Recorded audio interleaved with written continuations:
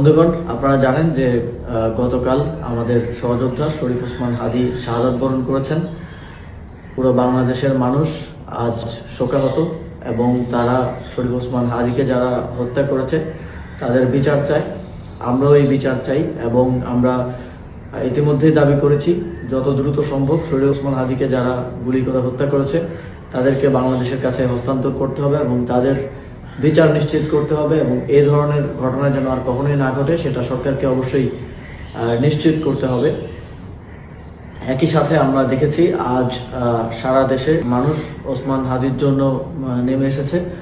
তবে এই ঘটনাকে কেন্দ্র করে বিভাজনকে উস্কে দেওয়ার জন্য এবং নানা ধরনের স্বার্থান্বেষী মহল আমরা দেখেছি যে গণমাধ্যম, ধর্মীয় প্রতিষ্ঠান এবং এই ঘটনার সাথে সম্পৃক্ত নয় এমন অনেক জায়গায় হামলা করেছে, অগ্নিসংযোগ করেছে।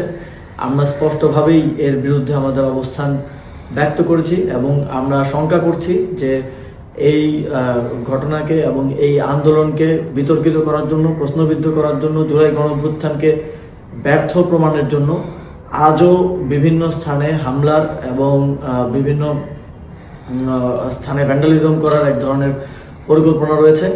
আমি বাংলাদেশের জনগণকে আহ্বান জানাতে চাই, আমাদের দেশের সম্পদ রক্ষা করার দায়িত্ব আমাদের এবং কোনো ধরনের সেন্সিটিভ প্রতিষ্ঠান, ধর্মীয় প্রতিষ্ঠান এবং সংবাদ মাধ্যম, ব্যবসায়িক প্রতিষ্ঠানের যেন কোনো ধরনের ক্ষতি না হয় সেটা নিশ্চিত করা আমাদের দায়িত্ব।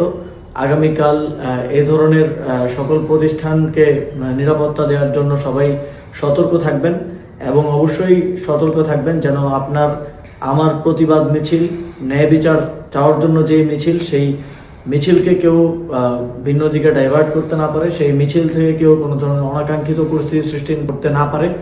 আমরা ওসমান হাদীকে একজন বীর হিসেবে স্মরণে রাখতে চাই। তিনি যেই সাংস্কৃতিক, সামাজিক এবং রাজনৈতিক লড়াই শুরু করেছিলেন ইনকিলাব কালচারাল সেন্টার, ইনকিলাব মঞ্চের মাধ্যমে, তিনি যে প্রতিষ্ঠান গড়ার কথা বারবার বলতেন, তিনি যে যোগ্য মানুষ গড়ে তোলার কথা বারবার বলতেন, সেই উদ্দেশ্য এবং সেই লক্ষ্যকে সামনে রেখে আমরা এগিয়ে যেতে চাই। আমরা তাকে সামনে রেখে যেন কেউ বাংলাদেশে সন্ত্রাস এবং ভাঙচুরের রাজনীতি করতে না পারে, তাকে সামনে রেখে যেন কেউ নিজেদের ব্যক্তি অথবা গোষ্ঠীর স্বার্থ হাসিল করতে না পারে, সে বিষয়ে সবাইকে সতর্ক থাকার আহ্বান জানাচ্ছি।